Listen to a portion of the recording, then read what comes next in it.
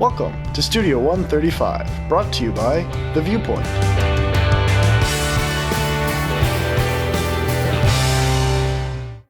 Why do you think this piece was important for yourself first? I think this was a really important project to do because it's exactly what I would do in the industry. I found out while doing it that I really like doing it. I like getting the different shots, I like interviewing people. I find that it's just a very, very applicable project to have out in the real world. And then why do you think a piece like this is important within the school? I think it's good for in the school because it teaches exactly what it is that you could end up doing. So it's very good for the, like the curriculum and just good knowledge to have. Mr. Miller, why do you think this was important? Doing any piece like this that features a school program allows our students, and a student like Adam, to take all of those skills that they have put together one piece at a time and put it together in a cohesive, overarching piece that lets them show that they have the mastery of the skills and then get the feedback when they see the result of that. From a program standpoint, and when I say program, I'm talking about theater, today's media is visual, and there's always audio with it, but you've got to have that piece that looks good, that makes your, in this case, theater program look really good, and so that's what we were after, and I think Adam did a good job. So Adam, what steps did you have to take to make the piece? Well, first I had to come up with what I was going to do, and so I decided to pick the theater program because they didn't really have one, so I wanted to make a promotional kind of video. And so I guess first I had to contact Mr. Peterson, and he gave me the names of other people that I should talk to, like I had to talk to the president of Norfolk Community Theater, and I was kind of getting their permission. And then setting up interviews with him and with Adam or with Mr. Peterson and his wife. And then I had to get students to do the interviews. So a lot of that beginning stuff was just getting all the people that I would need to get for the video. But then we was planning out different shots that we were going to get, planning kind of how, just the different shots that we would need to make it both a beautiful piece but also still tell the story. And so there was a lot of that in our planning. Start with your beginning storyboarding. Tell us what you did. Well, we went out and actually looked at what a lot of other big schools were doing in terms of their look and their approach, and we saw a lot of things we didn't like. We saw a few things we did like, and then from there we said, okay, we want to have a look for the director. We want to have a look for our other student interview looks, and so we developed those looks. We kind of sketched them out, and then we tested them so that we made sure they worked. And so we spent a couple days on testing, and then they happened to be doing Sweeney Todd, and we knew that we couldn't do it about Sweeney Todd, but because that was what we had to work with it. It was a beautiful set pieces that gave us a lot of rich visual imagery to work with. And so once we knew what shots we needed, we started to break it down and make them happen. But bumps and hiccups on the way. Definitely. Battery died, right with the big money shot. Battery died during a live performance. Oops. So had to learn about that, and that happens. Cover that. Yeah, it really helped me to be more prepared, I think, because now I know bring the extra battery when you have it, because things are going to happen. And yeah, stuff happens. People are going to cough during your sound bites. Oh, it's my curse, actually. People are always coughing. Good sound bite. Yeah. So even for part of our open, we sketched out a couple ideas and then tested them for our curtain. And Mr. Peterson's look as the director, we wanted a specific kind of look, and we tested that and kind of sketched it. And wanted to make sure there were some differences as well as similarities, so that we had a theme, and yet there was also distinctions made in terms of the look that each group had. So. Yeah, we were picking out the different places that we were going to shoot the actual interviews. We wanted to do the director kind of in front of everything, to give him just this big, this is the theater kind of thing, so he's the guy in charge.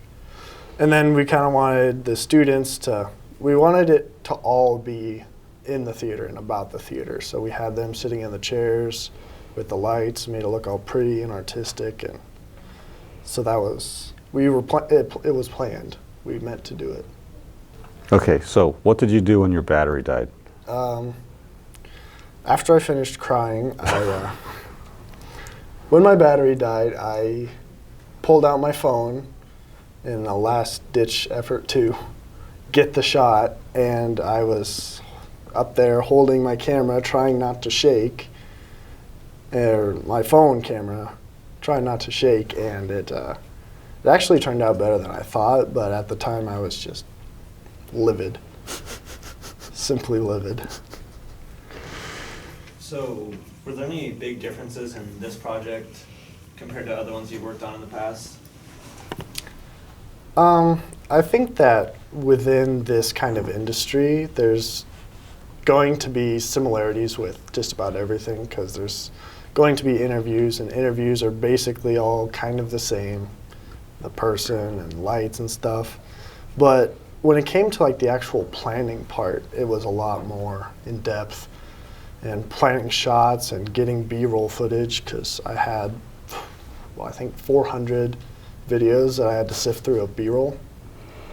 And so I spent hours looking through all my B-roll, and it turned out that I still had to go back and shoot it again, because I did not have any of the one shot that I just needed.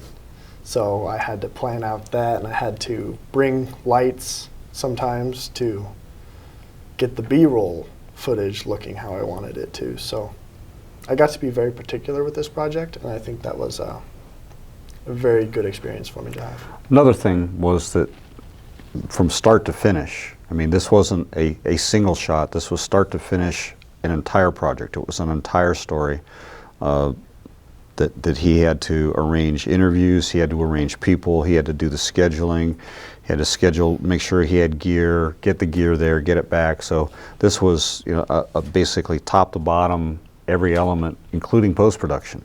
So that's one of the differences. Instead of being a piece and a piece and a piece and a piece, this was all the pieces that had to come together with the coordination of all the people to get it all done. So you did say you had some bumps in the road, but in the end, did you enjoy it? Oh yeah.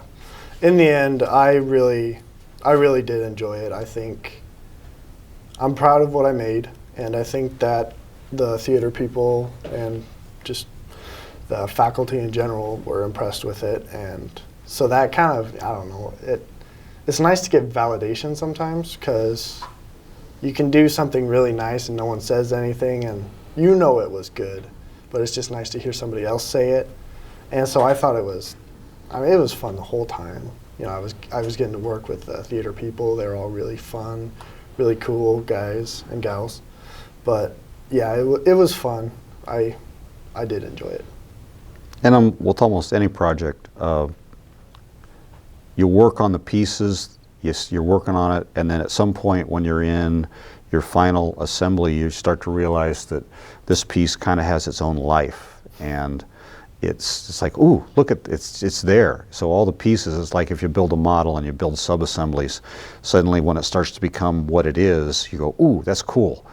And even though you had the design in your head, seeing it and then getting some of that feedback from it is a big, I think for me, and I think for you, that's one of the big fun points of almost any production, is having it come together and to go, oh, it's working, good. Yeah, because there was a moment when I was working on it, I had all the different parts chopped up. I had like a makeup section. I had like a behind the scenes kind of shot. I had these construction shots that I had, and I had them all separated. And I finally went through and just arranged them all, put them together like a puzzle. And then the moment when I kind of saw how it was going to go out, I just knew that that's how it was going to be. I was going to fit everything around that structure. And then, it just really made it very impressive. Yeah, the goal was to give a feeling, to make people interested in theater, to make them want to go and do theater or just be interested in it at all. And I think it accomplished that. So if you were ever to do another piece like this in the future, do you have any things in mind that you would do differently? I know you talked a little bit about preparation and stuff before. I think we did a lot of good preparation in our research when we were watching all the videos. And we're like, wow, that was not good, so don't do that. And then we're like, okay, that was good, so do that. But I think that in the future, I would make sure to bring extra batteries. I would make sure that I bring lights when I need them so I don't have to go back and do it again for the B-roll and stuff. And make sure that all of the people, their interviews look great, because I just remembered now, it was traumatic, I forgot it. But I had to reshoot 2 interviews with the students because their glasses were reflecting with the lights that I had set up. And unfortunately, they asked me if they needed to take them off. And I was like, no, it's fine. Because I wasn't thinking, and I told them it was fine, but it wasn't. It turned out you couldn't even see their eyes because of the lights, and I had to completely reshoot that. And that was awkward, having to tell them, because they were dreading it. They're like, oh, this is going to be terrible. And it's like, oh, guess what? You have to do it again. So that's one thing that I would do differently, is to make sure 100% that they look the way that they should look. How long did it take you to pick music? Picking music was probably the hardest part for this project, in all honesty, just because it would set the mood for the entire thing. If it was going to be a fast-paced song, it would be a fast-paced video. Their cuts would be faster, they'd be harder. And so I looked for several hours, at least, probably 2 or 3, in order to find one that I thought fit the pacing that I wanted it to go at. And then once I found the song, I knew that was going to be the one, so I put it in there, and then I made all of my cuts based on the song. But it took me several hours to figure it out, and then cutting it was even longer. So. And then also with your shot selection, I noticed I really loved that first shot when I watched the video the first time. That first shot of looking at the mask and it shows that revolver. How did you go about picking a lot of your shots?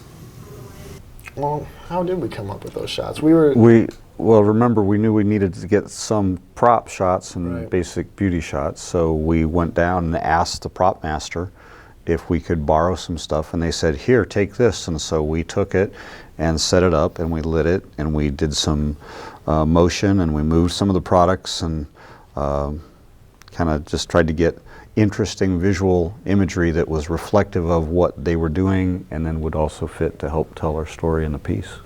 Yeah. So planning the shots some of it was just luck, being in the right spot at the right time. But I talked with Mr. Peterson and all of them about their schedule, and they told me about when they would have dress rehearsals, or when they would have a costume, just like the costume parade. And that's where I got most of my good-looking shots of them in their costumes, was during the costume parade, because they weren't acting, they were just standing there to make sure that their costumes looked right. And so I could stand there and be in the middle of them getting shots that I could never get if they were performing it. So a lot of it's luck, but there's also planning. As a teacher, how do you teach creativity to students that have all different kinds of tastes? if this weren't Adam, this piece would have turned out completely differently. So how do you as a teacher teach the basics so that everybody can go off into their own creativity? My approach is to look at some basic techniques, basic framing that's kind of universal, and then what you put within the frame, if you follow some basic guidelines, and there's a lot of different ways to do it, but you follow those basic lighting and framing and motion guidelines, and that can set the stage, and then within that set of constraints, people can use their taste then to make it what they want. So Adam got to pick, we basically did all sorts of training techniques in the semesters prior, that here's this shot, but then what we ended up doing is putting a lot of those separate pieces together, and then, okay, so we're going to frame it like this and then light it like this. That looks good, that's tasteful. We got light, we got dimensionality, and that's probably the big thing, is looking for dimensionality and framing that creates a visual interest, and then let the student or the videographer, in this case, decide how they want to express that. So. Well,